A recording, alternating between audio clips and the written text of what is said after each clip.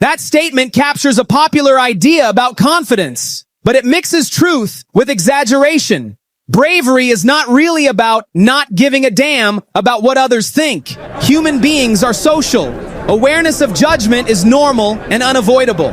If you truly stopped caring entirely, you wouldn't be brave. You'd be disconnected. A more accurate way to frame bravery is this. Bravery is acting according to your values despite discomfort, uncertainty, or the possibility of judgment. It's less about eliminating external opinion and more about not being ruled by it. The second part, knowing who you are and what you are capable of, is closer to the mark. But even that needs grounding. Real self-awareness includes understanding both your strengths and your limits. Bravery doesn't require believing nothing is impossible. That kind of thinking can actually lead to poor decisions. In practice, brave people still feel fear, still notice opinions, still experience doubt. The difference is, they don't let those factors override what they believe is right or necessary. So rather than being the absence of concern about others, bravery is the ability to stay anchored in yourself while still operating in a world where other people's perceptions exist. That statement is a sweeping generalization, and it doesn't really hold up in reality. The one thing only women understand is other women. It assumes that understanding is locked inside gender groups, but human experience doesn't work that neatly. People, regardless of gender, can understand each other through shared experiences like emotions, relationships, stress, ambition, insecurity, humor, and conflict. A man can understand a woman's frustration just as a woman can understand a man's perspective because the core mechanisms are human, not gender exclusive. What is true is something more nuanced. Sometimes people who share similar lived experiences can relate to each other more quickly or intuitively in certain situations. That's not exclusive to women or men. It happens across all kinds of shared identities and backgrounds. But saying only women understand women ignores the broader reality that understanding is built through empathy, communication, and emotional intelligence, not biology alone. If anything, the stronger insight is this.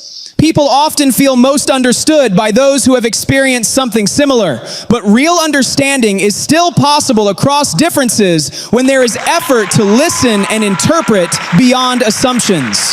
Reducing understanding to gender limits the idea of connection more than it explains it.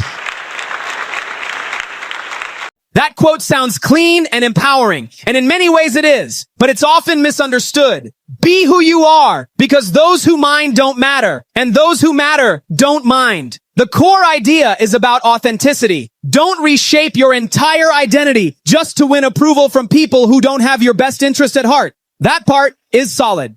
But in real life, it's not always that binary. Not everyone who minds is irrelevant, and not everyone who matters will automatically accept everything about you without question. Human relationships are more layered than that. Sometimes people who genuinely care about you will still challenge you, correct you, or disagree with your choices, not because they don't matter, but because they do. And sometimes people who seem indifferent aren't actually unimportant.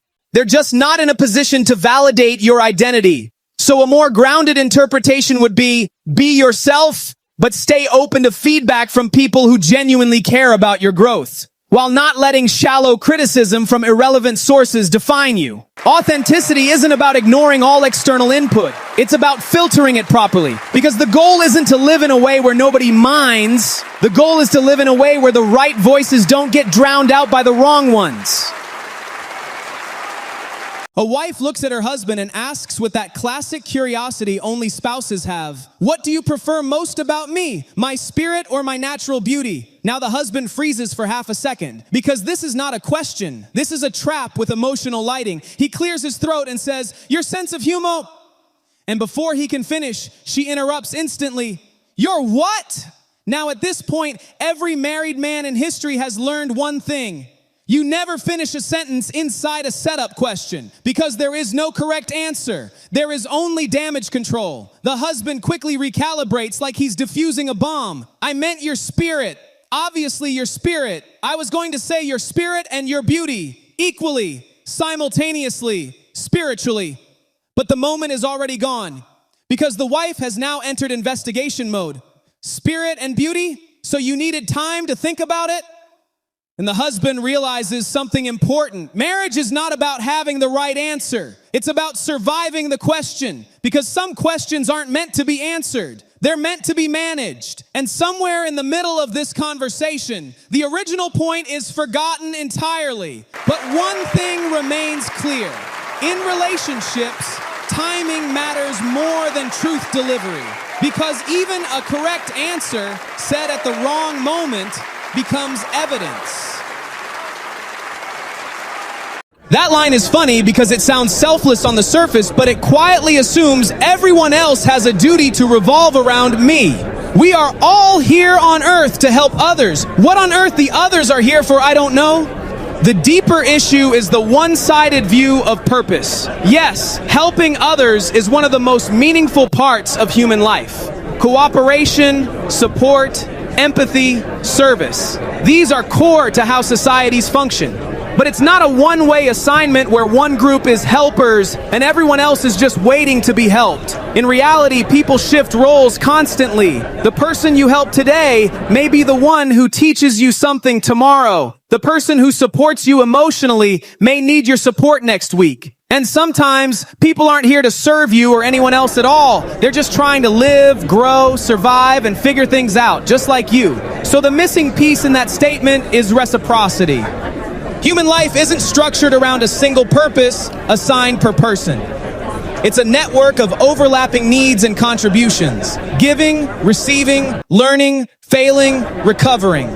A more grounded way to put it might be, we are all here with the capacity to help each other in different ways at different times, and none of us are exempt from needing help ourselves. Once you see it that way, the question stops being, what are others here for? And becomes, how do we all support each other in different seasons of life?